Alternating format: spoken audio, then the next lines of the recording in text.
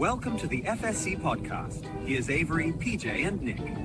League office is now in session. This is the Fantasy Sports Concierge podcast, where we talk about sports, fantasy sports, league management, whatever else we get distracted by. Check us out at fsconcierge.com, where we manage your fantasy league so you can just have fun. Hello, everyone. My name is Avery, and I'm joined by my fellow front office member, PJ. Nick had his out-of-office message on, so he's not going to be on for this episode where we talk about the top offenses in fantasy in the NFL for 2026. The top fantasy offenses, basically, which is one of the most important things that should be a decider when you're looking at drafting among your top, like your first round picks and your sleepers deep in the rounds, is what offense is this person on? It's better to get targets than to not get targets. So one of the things you're going to differentiate between players is who gets more targets. But then also each target is not equally valuable. So a target from the Browns is not of the same value as a target from the Rams. You'd rather have that Rams target. So we're just going to say some things, have a conversation about our favorite offensive coordinators, what offenses we think are going to do well in 2026, maybe ones that didn't do as well in 2025 that you can say can have some turnarounds. And we're going to go from there. I definitely, for the start of it, I want to bring up that in my research, when I was looking at the best offenses, last year in the NFL, the top few teams in the top 10 who scored the most fantasy points were the Detroit Lions, the Rams, the Patriots, the Seahawks, the Cowboys, San Francisco, Buffalo, Jacksonville, Chicago, those kind of teams. And when you look at the list of the teams that had the most yards per game last year, it's the Rams, the Cowboys, the Patriots, the Bills, the Lions, the 49ers, the Seahawks. So that aligns pretty closely. The teams that have the most yards, also the teams that score the most touchdowns, but touchdowns are a more variable stat from year to year. So yards is really a little bit more of an easy thing to focus on. The teams that are going to have the most yards are the teams that are going to have the players with the most fantasy points. Everything else held equal. And so a couple of the best just offensive coordinators off the rip that I'll get started to throw some things out, and PJ will tell us like the best combinations of OC or an offensive head coach and players. But you're looking at Sean McVay of the Rams. He's the one person that everybody talks about as a super genius. And he started head coaching when he was in his early 30s, and he's had success. He won a Super Bowl. But his players score fantasy points. I'm not sure that he specifically cares about that, to some extent, maybe or maybe not. I don't think he's ever been really public about that necessarily. And probably any coach that you hear talk about or is asked any questions about fantasy sports is going to say something like, I don't care about that. All I care about is winning. So don't necessarily go by that. But the way that he runs his offense, for Sean McVay specifically, it's fast paced. It targets very specific players. And when you have a player or a play that works, he's going to keep doing that until you can shut it down. And that's what we are looking for. Kevin O'Connell's another one. He was able to make Sam Darnold into a pretty good fantasy quarterback, which is crazy. Kyle Shanahan's another one for the 49ers who's always referenced as that's the guy who has an offensive tree, right? PJ talked in our last episode about Ben Johnson having an offensive tree that's starting to come out. Clint Kubiak moved from Seattle after where he just authored this great season for JSN, and now he's got the Raiders. That's less firepower in the players, but he's got his Fernando Mendoza. He's got Brock Bowers, and we'll see what he can do with Genti. Liam Coen is a good example.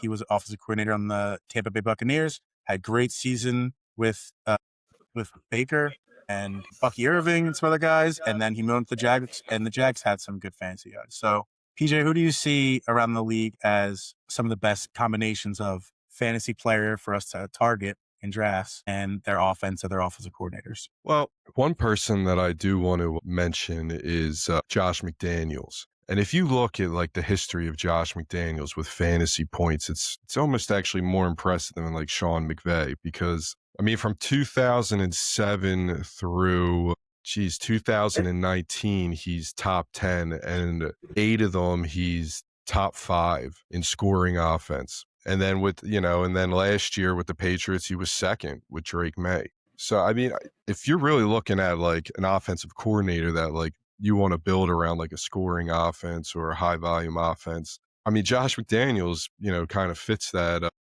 description for you. But if you're talking about combination of players, pretty much anything with Josh Allen is a sure pick, Yeah. So, Joe Brady takes over there. I'm probably going to say this guy's name wrong, but Shielhaas, is the guy who's coming in to be the offensive coordinator. But of course, we already know who's going to be making all the play calls. But if you look at Josh Allen, though, consistently always a top fantasy guy, but what's going to change for him this year? Well, you bring in DJ Moore. So where does that really help him out? But Allen on 20 plus yard attempts last year was 31 to 73, 8 touchdowns, 4 interceptions, not incredibly efficient, in terms of throwing downfield for a quarterback of his caliber. So now you bring in a guy like DJ Moore, he has a better target downfield. So I think, of course, Joe Brady is, excited for that. And then, of course, the way he spreads the ball around with James Cook and, Dalton Kincaid now is a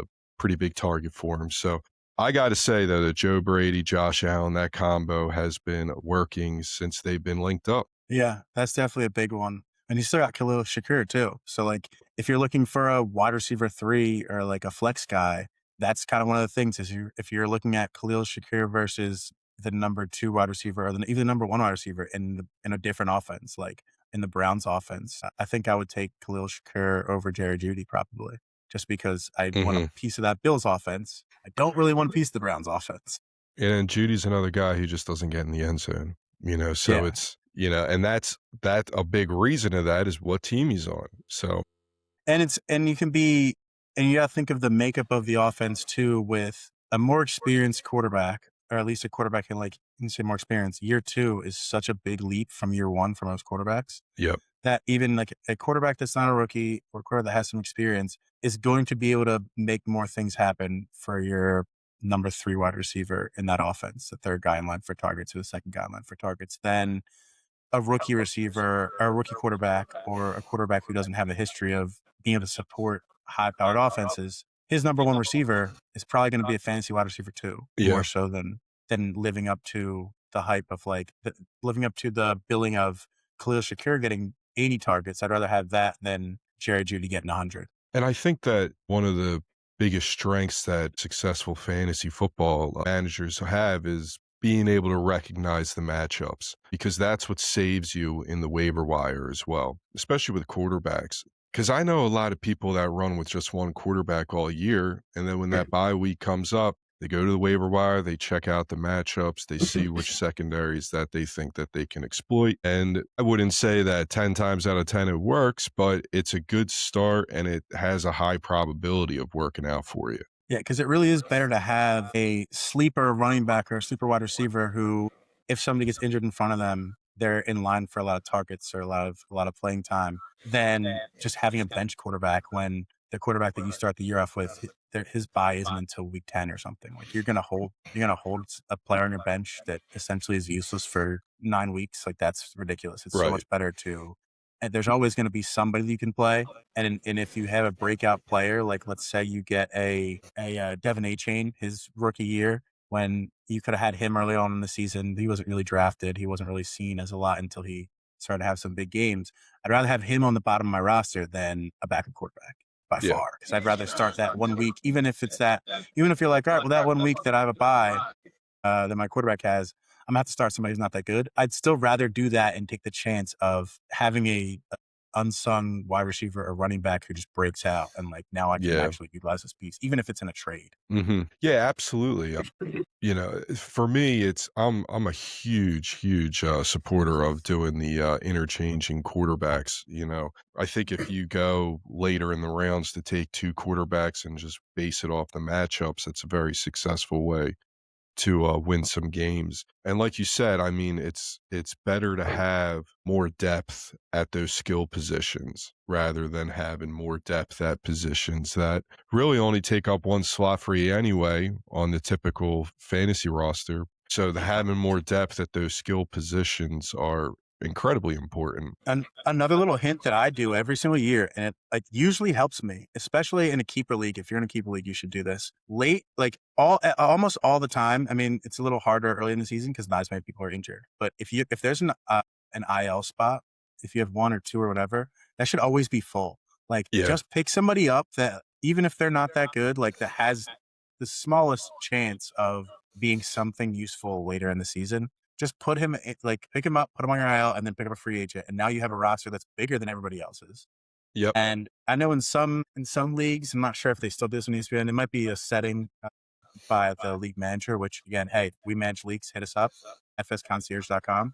But sometimes if you have an IL person on your roster who's not actually on the injured list in real life, they might not let you like change your actual starting lineup. So watch out. You have to pay attention if you're going to do the strategy a little bit more.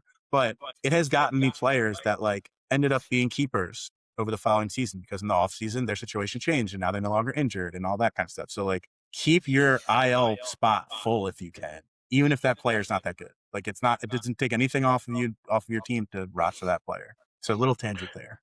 Fantasy is about opportunities and taking chances. So always take flyers on people. Trust your gut. This is really the one time you get to be this football guru. So go into it with the confidence and pick players that you think are going to make a difference. And definitely among the most satisfying feelings as a fantasy manager is when somebody's like, dang, this guy broke out and I was looking for him on waivers to see like if I had a chance to get him. And he already had him. Like, yeah, he already did. Had him like 3 weeks ago. I didn't even pick him up for anything special. I was just like, whatever.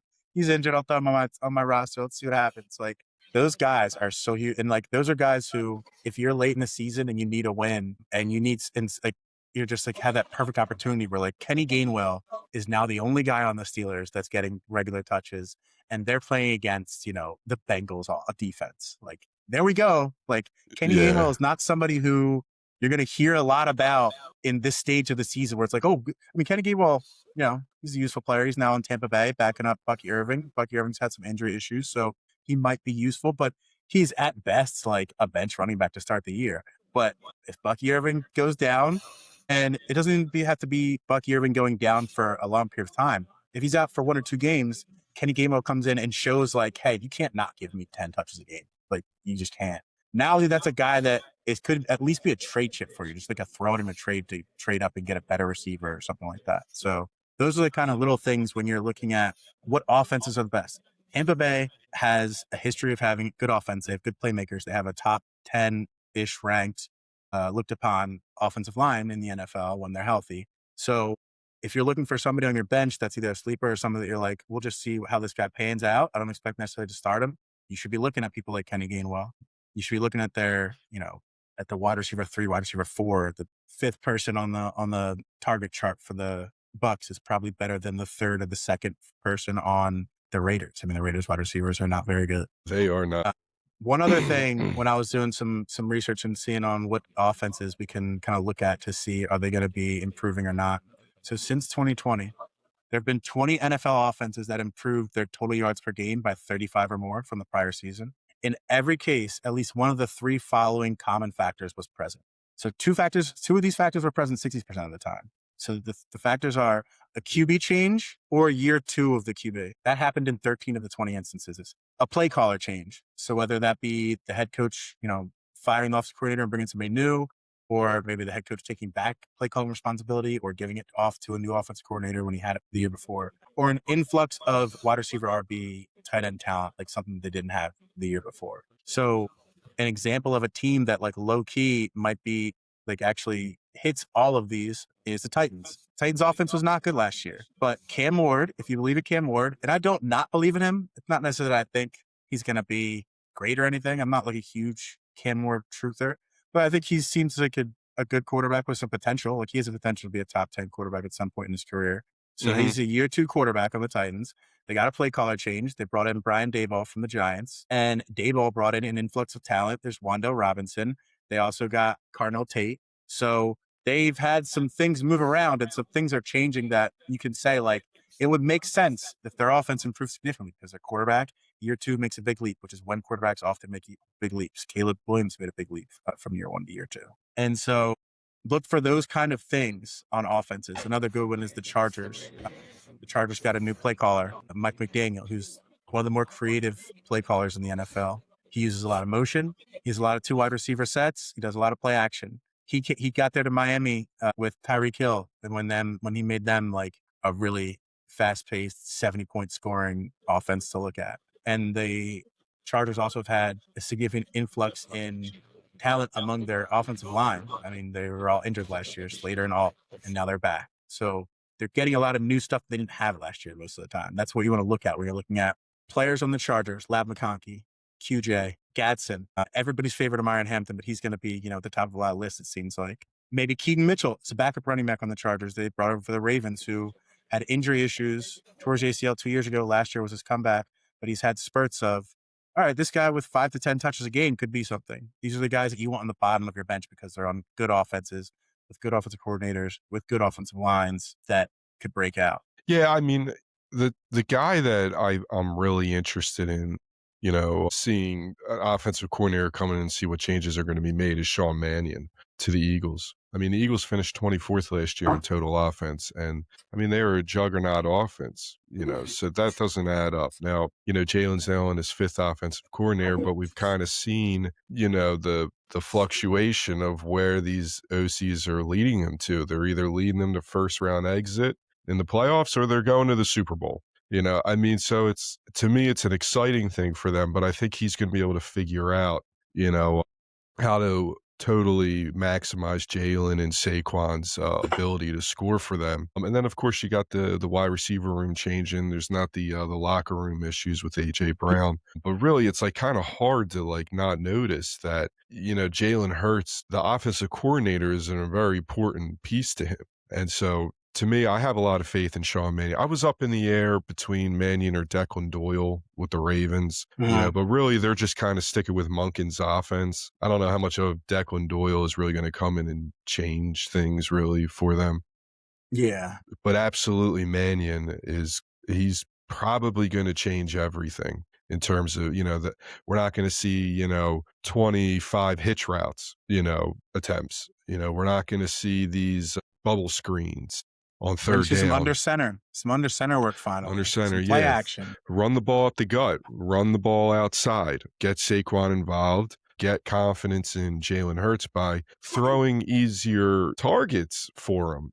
Not running the same thing over and over again where he was struggling. So I want the confidence back in Jalen. I want DeVonta Smith to really show that he's a number 1 wide receiver this year. And I want to see I want to see Mekhi Lemon turn into something special. So I think Mannion has that ability, and I think it's probably the biggest question mark in the NFL right now is what Eagles team are we going to see this year? If it's a good Eagles team, then target the hell out of that team for fantasy football. Especially with a defense that is going to be probably top 10, top 5. They have been under Vic Fangio and with this group for the last few years. They're definitely one of the more, that's the thing that you want to look at when you're looking at which offense is the best, continuity, or is there a significant upgrade in the offensive play caller? And it looks like for the Eagles, hopefully it's a significant upgrade. Another one on the other side of that is the Seattle Seahawks. The Seattle Seahawks were one of the top 10 fantasy scoring teams from fantasy points and in yards and in touchdowns and everything. And a big part of that was Kubiak. Clint Kubiak really brought that team together and showed and used their weapons in a really fantasy friendly way. Now, a lot of running back holders from the Seahawks might not be as happy because their guy didn't get all the goal line carries, but they were getting yards and they're scoring touchdowns, and that's really what you can ask for. He revamped Sam Darnold. I mean, that was. Yeah. What a challenge that must have been, most people thought at the beginning of last year, sure, Sam Darnold, we're not going to see him as the bust that he was before, but Kyle O'Connor probably had a big hand in that. And I'm sure he did, but for Clint Kubiak to take that hand off and keep him going like that was big. So an offensive coordinator makes a big difference. And so this year in the Seattle Seahawks, they have a new offensive coordinator, Brian Fleury, who is under the Kyle Shanahan tree. He was the run game coordinator and tight ends coach for the 49ers. So he's going to run a version of that offense, which Kyle Shanahan often has very fantasy-friendly offenses. There's a lot of play action, so you get some big plays. They're really consistent with running the ball, and when you can't stop them from doing something, they keep doing it over and over. So you might have games where JSN is going to have 20 targets because he's just open and they're not going to stop it. Well, do you think that has any real effect on JSN? I don't think I think JSN is going to be wide receiver 1 as long as it's healthy. And let's say off the jump, almost everything that we're saying is health assumed. If there's a guy who if you get injured, you get injured, of course. But JSN should be a top 5 wide receiver this year. Absolutely. Again, I mean, I agree with you 100% on that one. Like Now he should be coordinator proof. how much do you think they will regress though? Like They're going to regress a how good much is amount. Kenneth Walker really that big of a loss for them? I don't think Kenneth Walker's a crazy big loss because a lot of their running game is the design of the system and the play action nature of it and that kind of thing. So I think that will be more affected by the offensive coordinator than necessarily Kenneth Walker leaving. Like whether the run game like Jadarian Price is going to be Jadarian Price, running back they drafted in the first round, 32nd overall from Notre Dame. He has the talent, to be a starting running back in the NFL. If we'll see how this the Kyle Shanahan West Coast offense usually has a pretty good run game, and this guy was a run game coordinator. So I would think that they shouldn't really miss too much of a beat just because they don't have Walker anymore. Yeah, and Jadarian Price is one of those guys, like, where do you draft him? To me, I'm like, I think he's typically those first round running backs, or some of them shoot out the gate at top 10. 3 rounds. Yeah. I mean, they'll come in top 10 rankings if you go in the top 15 picks, probably, because it's so uncommon to see the running backs go that high. But I think with Jadarian Price, though, he's just not going to get those goal line attempts. So, like, where do you really find a huge value with him? And if I'm not even 100% sure about this, but can he catch the ball? Yeah, there's that. And they didn't use even Kenneth Walker that much in the past game, I don't think, as much as you got to think with this guy, if he's coming in with that San Fran mindset, he's got to be giving it to a running back through the air at some point. That's true. So, and I wonder, Charbonnet's not that guy. And how long is he going to be out? Like, once he I don't think he's going to start the season healthy, so he'll probably be on the physically unable to perform the PUP list at the end of the season, which means he'll miss the first 4 to 6 weeks of the season. So, like, it does seem like Jadarian Price is a really good runway to prove he's going to have the chance to prove that he's the RB1 there. And if he does prove it, and he gets that trust, like you said, you don't usually give rookies goal line carries or red zone touches as much as you would give veterans, because that's a place in the field where, like, we can't have you making rookie mistakes here. Like, that's what loses us the game. But he could, it's possible that he could prove early on that I'm that guy. So, like, it's what what you guys talked about with Ryan Hampton. They noticed, no, he is the guy that can handle that. And he got injured, but they were giving it to him. To me, he's a guy that if you're taking him in any real, like, if you're drafting him, you better have 2 running backs. Maybe he could be your 3rd running back. Yeah. But for that, I'm trading him by the time Charbonnet's coming back.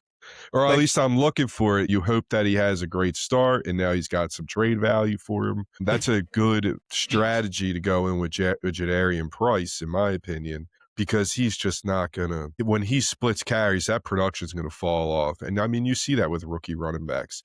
They're not really – they're not 100% incredible with splitting carries because they don't exactly know their role 100%. It's like they have like this identity crisis when their whole life they were number 1 and now they got to split carries. So it's well, for Jadarian Price specifically, that might not be as big a deal because he was a backup at Notre Dame anyway. Like, that's true.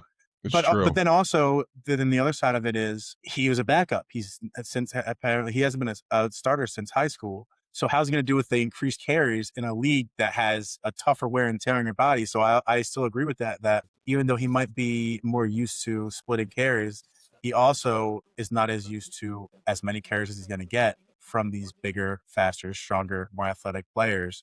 So he's probably going to wear it down in the season. And one of the hardest things to do, I think, as a fantasy manager is trading away a guy who's playing well. I've done it a couple times, but I'm much more often like the thing is like, well, he's doing good. I'm not trading him now. Like, look at how great he's done. Like, why? Right. But if somebody had traded in a non-keeper league, a Emeka Egbuka after week 5 last year, they would have made out. But no matter, they definitely could have gotten a wide receiver 1. Like, that would have been huge. So same thing with Quentin Johnson in those first couple of weeks. He was like ranked wide receiver 3 after week 3 or week 4. So like, you got to think a lot of like before the season, when you draft this player, you should kind of pin down. In my other career, I'm an investment analyst. And when you make an investment decision on a stock or a fund, you got to kind of declare before you buy, here's the good price zone and here's the price zone where I'll sell it. A lot of times investments do poorly when you're like, ooh, I'll sell it whenever, I feel it. Like I feel the vibe to sell it. Because it keeps going up, and then that downward trend hits. And Now you're at week 12 and you've been starting to Emeka Egbuka since week 5, and then you're losing. And you're holding out for that because you have this fogged brain. Yep. Because you remember the good days with them, so it only takes a couple. You got to push the emotions to the side. Yeah, it only takes a couple good weeks for you to really benchmark and latch on to one player as, all right, well, now this guy's an automatic starter. He's so good. When that's not really how it works. If you look at the top players at the end of the season, it's not always the top players between weeks 10 and 17 or 12 and 17. And the top players in weeks 1 through 6 are generally different players. A lot of it is injuries. Sure. A lot of it is different players step up, that kind of thing. And schemes change. Things change. It's an ever evolving season when it comes to preparing week to week. I mean, you saw Quentin Johnson is another great example of that. He went from 1 week having, I think it was 16 targets down to literally 0 the next game. So that's tough to predict. So it's, like if it happens within one game, I think depending on the player's history, you maybe give them an extra game. But I think my kind of rule is, unless it's my first round draft pick or the person who I spent, or my keeper who I spent the most money on in my optional league draft, if you have 2 duds in a row, and I'm not seeing like some comments from the coach or something to say, no, here's the reason that happened, this is not going to happen again. They say that sometimes. Yeah. Sometimes they'll do that, but not often. But without that, if you give me 2 duds, you're benched after that. I need to start figuring something else, especially in fantasy football, where the regular season in fantasy football is not that long. Yeah. And I mean, if you're looking at the guys that we're really talking about here, are the guys that really are depth or the lower end, the bottom guys in your starting lineup, it's important week to week to them. It's important that they perform because they're quick to lose those snap counts because they're not the premier players. They're not the highest paid guys. They're not, this important to the organization. Rookies, if you're not a first round pick, you better play your ass off and perform well to keep that, because it's such a change every week with such a short season. You have such a short leash.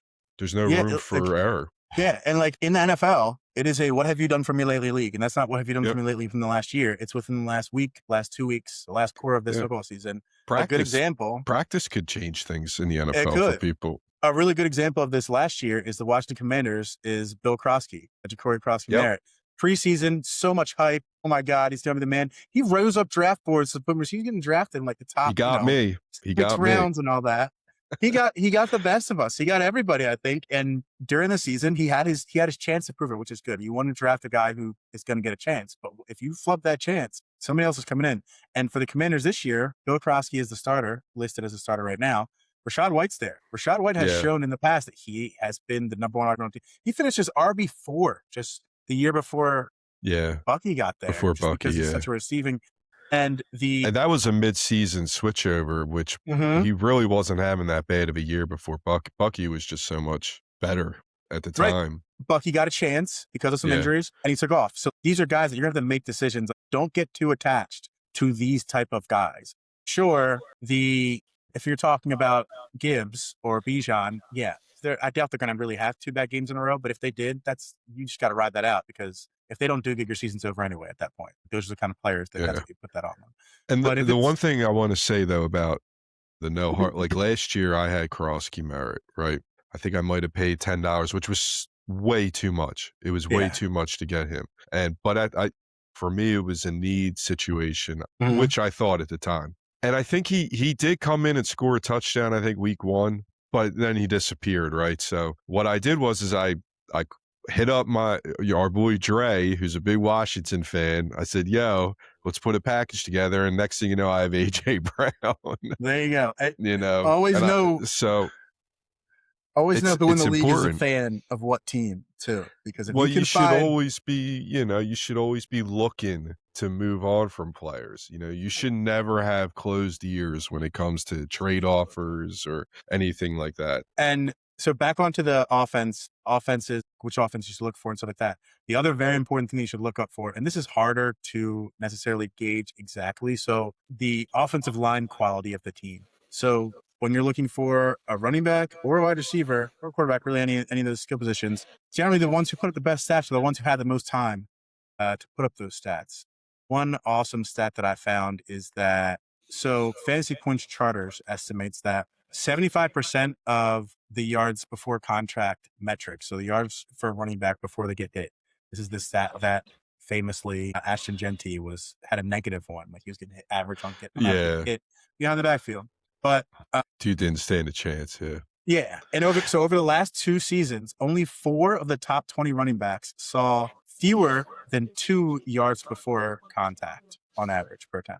So that means that the running backs who are finishing in the top 20 are generally allowed 2 yards of space before they're hit. You want an offensive line that can get you to do that. In Absolutely. 2025, 59% of all fantasy rushing production occurred when an RB saw at least 3 yards before yards before contact per attempt. So if you get 3 yards, that's most of the yards that you will get from that person, period. 88.1% of all explosive yards, all yards on explosive carries are ones over 20 yards, are 88% of those yards last season occurred when a running back saw 3 yards or more before contact. So it's very important when you're picking a running back to get the guys at the best offensive lines. Like if there's a tiebreaker, you want to pick the best offensive lines. Here are some of the best offensive lines. And these grades for offensive lines are going to be different at different places you see, but the top tier are agreed upon. And that's Denver Broncos, the Eagles, Tampa Bay Bucks, Chicago, Atlanta, Buffalo has a really good offensive line. Those are really the top ones. The Rams are pretty good. So Detroit, yes, Detroit Lions have they have one of the best offensive linemen in the NFL. So, and what you're looking for there is you don't have to necessarily know the names of the players or anything like that. You can just understand that like they have 2 of the top offensive linemen in the league. Like if you have 2 top kind of offensive linemen in that position, then you're fine. Like you can call up plays behind those guys. Right. So when you're looking for best offenses, you're looking for best offensive lines. You're looking for how many plays per game they run. That's another stat that I was looking up. The top kind of few teams in plays per game run last year: Rams, Cowboys, Patriots, Bills, Lions, Seahawks. It's the same names that I was reading out of the most yards and the same names I was reading out as the most fantasy points. You want them to run plays. And these top teams, it's about 70 is where it tops out at. You're looking for mid to high 60s to 70 range of plays per game. And those are the teams that you're going to get a lot of points for because ultimately you just want a lot of plays run. And one of the metrics that I like for offensive lines is for the passing game is I like to look at the quarterback's EPA. Because if they're under pressure, historically the quarterback's EPA will drop about 0.05 to 0.10 a game, which is significant, So it's good if your quarterback has a higher EPA, then they have more time in the pocket. So I guarantee you're going to see Josh Allen up there. I guarantee you're going to see, Matthew Stafford up there, guys that are in that offensive line tier. And EPA, just for those of us who aren't exactly 100% on it, expected points added. So it's an analytic metric that measures the net point value gained or lost on a single play. So before the play, the model determines like if it's 3rd and 1, how many points, 3rd and 1 on the other team's 20. How often are points scored from that position, that unique specific point on the field in that circumstance? And then what do you do in that play? And then it calculates the difference between did you score, did you get 5 yards, did you get 10 yards, something like that. So if you're getting 5 yards, you might get 0.01 or something like that add to your score. Yeah. If you score a touchdown, it'll be 0.03 or something like that. And it adds up over the course of the game, over the course of the season. So the higher the better. Yeah. It's a very advanced metric, but it's very useful, Yeah. And those, like, there's a couple of really good advanced metrics that you could look at. It might be a little tougher to find the information that you need on those, but they're out there. Usually you can use one of the AIs, you can use a ChatGPT, just make sure you tell it, cite your sources so you can look this up so they don't, they're not making stuff up on you. But when you're looking at, and so I'm looking at the yards before contact. So last year in the NFL, the top yards before contact per attempt guys were Jahmyr Gibbs, Josh Allen, of course, Travion Henderson, James Cook, DeAndre Swift, Derrick Henry, Bijan, Kenneth Walker's in there. So you're looking at the offense. That's their offensive line, giving them room to do some moves, to find holes. Right. It's so important. And then you're looking for, when you're talking about yards after contact, the top guys were Javonte Williams, J.K. Dobbins, Jonathan Taylor, Ramondre Stevenson, Devin Achane. So you can also find some guys that way. I mean, these are the guys that are breaking tackles. That's definitely good.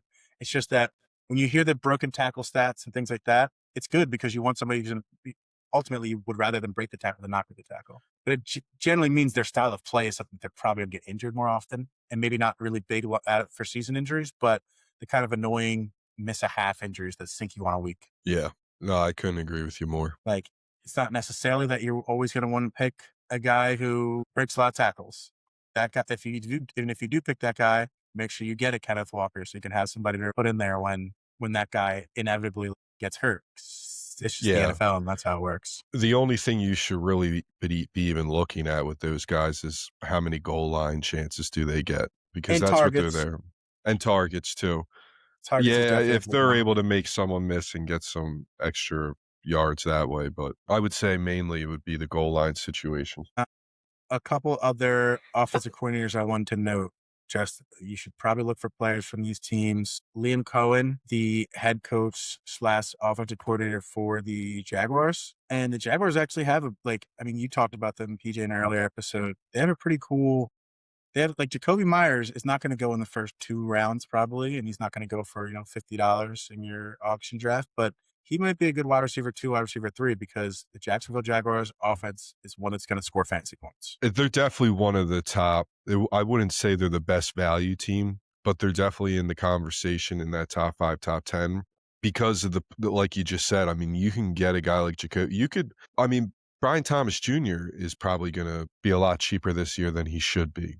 Absolutely. Trevor Lawrence always is one of the lower tier quarterbacks, but again, he's a nice rotational piece that you can work with. So if you want to go with a later round pick, Trevor Lawrence is like one of those guys. Yeah, if you're going late QB, 0 QB, Trevor Lawrence is a good 0 QB to pick. Somebody on a good offense. But I wouldn't say they're the most it's the most valued, the best value team, but they're up there. Well, who would you think? Do you have any best value teams in mind? So my best value team, I would say, is the Patriots. There was off-season turmoil with AJ, so that's probably going to lower. Right now, he's listed as a wide receiver 15, where he was a wide receiver 10 last year, wide receiver 5 in 24. He's going to be better than that. So you're definitely grabbing him undervalued wherever you take him. And the harder schedule situation that everyone seems to be caught up with, it's actually going to kind of equate to probably a more aggressive in the offensive plays for them. And there's probably going to be more garbage time as well, too, with if there were higher scoring games. A lot more back and forth. Yeah, a lot of going back and forth, and even the games where maybe they're losing, they're still going to be throwing the ball around trying to get back into the game. Whereas last year, though, they had a lot of teams beat pretty early, and now they're running the ball. So where I stand with Drake Maye. I think he's top 3 guy. Number 2, you put him at. I had him at 2, yeah. So I think more likely you're going to see him at 4 and 6. That's where I think the majority of people are going to draft him at. To me, of course, I feel like that's completely undervalued for him. And then Travion Henderson right now, I think, is running back 21 this year, which kind of makes him a borderline flex option almost, which, I mean, do you agree with that? I like Travion Henderson. I drafted him. I spent $25 on him, I think, last year, which was a lot for where he was. I bought into the preseason hype. And early in the season, I didn't expect him to necessarily take over immediately, but I was frustrated along with the rest of the fantasy football world at the way that Ramondre Stevenson kept getting touches, even though he kept fumbling. Like, that didn't make any sense. But Travion Henderson's talent level is, I would say, definitely higher than Jadarian Price. He has the potential to be an RB1 if he is allowed to take over the backfield, which is something that I know Mike Vrabel has done before. I mean, he was Derrick Henry's coach. So we'll see to the extent at which their OC wants to do that. They love Ramondre Stevenson. They've loved him his whole career. We'll see if he's finally fixed his fumbling issue, but it's something that if he hasn't fixed, you'd think eventually they get tired of, and maybe they'll be more, have more trust in Ramondre this year, or not Ramondre, Travion this year, because he's not a rookie and because he had that breakout late in the year. So I do think he's definitely not a round 1 pick, probably not a round 2, but round 3 to round 7, somewhere in there. It's a big gap, but like he should be taken, and he's a tier 3 running back for me, I would say. Yeah. If tier 1 is just Gibbs and Bijan and CMC, probably, and maybe Jonathan Taylor, tier 1 is probably those 4 guys, and then tier 2 is like Saquon, and who else would be in tier 2? Some of those guys. Cook. Yeah, James Cook would definitely be a tier 2. The Rams running back. He would Kyron, probably be yeah. Kyron would be a tier 2. And so I think Trayvon's in the tier 3 just below those guys where it's like, Yeah. if you're drafting him to be your flex to start the season, that's a fine flex to have because he has a realistic shot at being RB1. Yeah, that is. I mean, if you're sitting there with him as a flex option, you got to feel pretty confident with your running back situation that you have.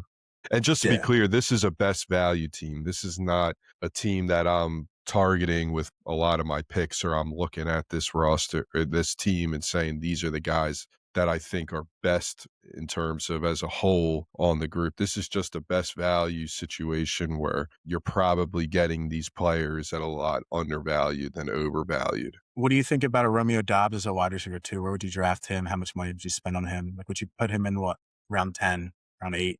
Yeah, I would say around probably on the round 10 side before the round 8 side. Is he more of a flex or a wide receiver 2 or wide receiver 3 if people are playing through wide receiver leagues? I'd be worried if he was my 2. Yeah, I think so too. Yeah, if I was walking into a season with him as my 2, I'd be like, damn, I kind of screwed that up. Yeah.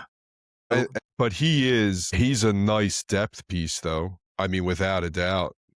For injury reasons, if something happens, turmoil, or whatever. But he's a nice depth piece to have for you, bye weeks and things of that nature. Absolutely. He's a good bench piece. And if he's your flex, if he's one of your flex options to start the year, that's not necessarily a bad situation to have. Yeah. Nah, not at all. Another guy I wanted to go back to before we get off the Jacksonville Jaguars is Basil Tuten. He had a great rookie season last year. I don't say great. He had 300 yards, but he surprised last year in his rookie season. And the Jags did not sign anybody to make up for Etienne leaving to the Saints. So at the moment, he is a starting running back, and Chris Rodriguez Jr., coming over from Washington last year, is their backup. He's never been the guy anywhere either. He had a pretty good season last year for himself. He had 500 yards, but Basil Tuten might be a guy also where it's like, if I'm picking between who's the Steelers got at their run? Warren. Yeah. If you're picking between Warren and Tuten, I'd probably go Tuten just because of the offense it's a lot better. It's schemed up better. Their head coach is better at offensive coordinating than I would say. Well, that's a tough one.